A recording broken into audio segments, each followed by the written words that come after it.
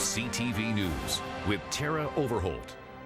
Good evening. It is budget day here in Ontario. The governing Liberals' final budget heading into a June election. The spending plan follows days of policy announcements that have seen the party pledge billions of dollars for health care and promise free child care for preschoolers.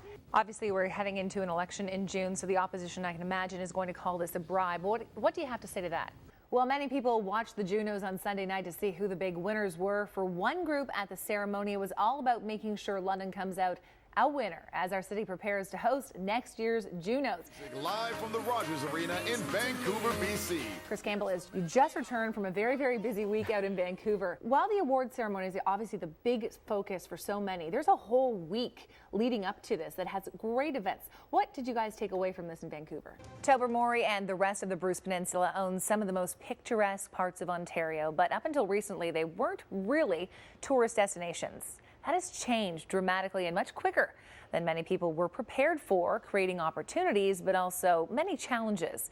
In his two-part series, Scott Miller explores the Tobermory tourism boom. Rain couldn't dampen the excitement for Tigers fans after the skies opened up on Comerica Park yesterday for opening day. Detroit diehards had to wait until today to welcome back the boys of summer. As Sasha Long found out, opening day, whenever it happens, packs in a whole lot of fun and tradition for fans of all ages. Oh, and what a game it was. We're going to pick it up tied at 10, bottom of the 10th. Jones hits a single to left field, and Nicholas Castellanos heads home. And he slides in, called safe. Tigers just start to rush the field to celebrate. Oh, but hold on, guys. They're going to go to the replay, and it gets overturned. He's out. So jump to the 13th, still tied at 10, 2 runners on for Gregory Polanco. He goes yard. He knows it. Pirates win this one 13-10.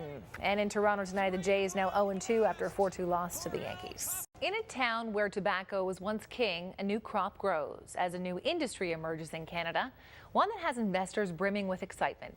In the first of a two-part series, I take you behind the scenes of a cannabis production facility ready to cash in on a potential cash crop. We have about 16 varieties in here that are commercially produced. Under the brightest of lights and tightest security, excitement is budding.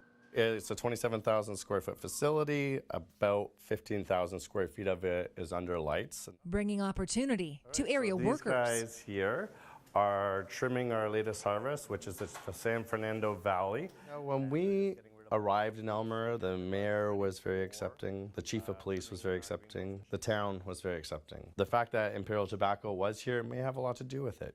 WeedMD entered the medical marijuana business in 2013, operating at the old Imperial Tobacco site since 2016, employing 60 people.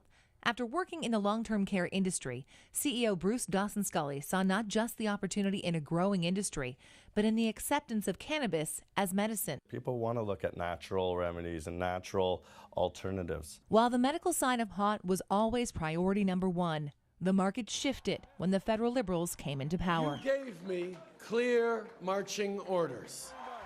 Statistics Canada estimates there were 5 million recreational consumers in Canada last year, spending on average $1,200, creating a nearly $6 billion market in Canada alone. Did it change your game plan? 100%. We started to think really big in terms of production.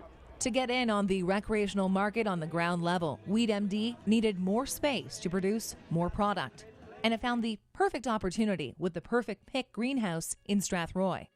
The retrofit of this vegetable greenhouse got underway early this year, and they recently announced they will expand on the 650 square foot facility to make it 1 million square feet in total. With the first harvest in Strathroy expected in July, WeedMD will go from growing 1,500 kilograms to 21,000, adding another 12,000 kilograms when the second expansion is fully operational.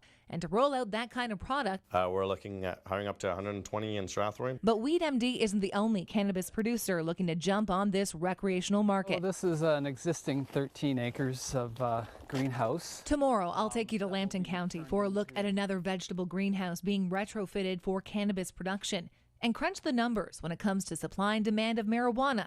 Will all of these greenhouses still be standing a few years from now?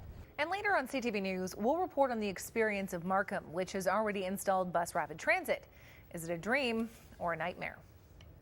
A renewed commitment to weed out harassment and protect victims who come forward. That was the promise made by the city manager today to the Corporate Services Committee. It comes after numerous complaints about harassment, fear of retaliation, and a toxic work environment for municipal employees. CTV News with Tara Overholt. Good evening. The winter thaw we're experiencing has turned tragic. Crews have spent all day searching the Grand River for a 3-year-old boy who was swept away in the rising water, separated from his mother after escaping their sinking vehicle in the middle of the night. CTV News with Tara Overholt. Good evening. Elizabeth Wetlaufer entered guilty pleas on 14 charges this morning, including 8 counts of first-degree murder. In addition to those 8 charges, she confessed to 4 counts of attempted murder and 2 counts of aggravated assault.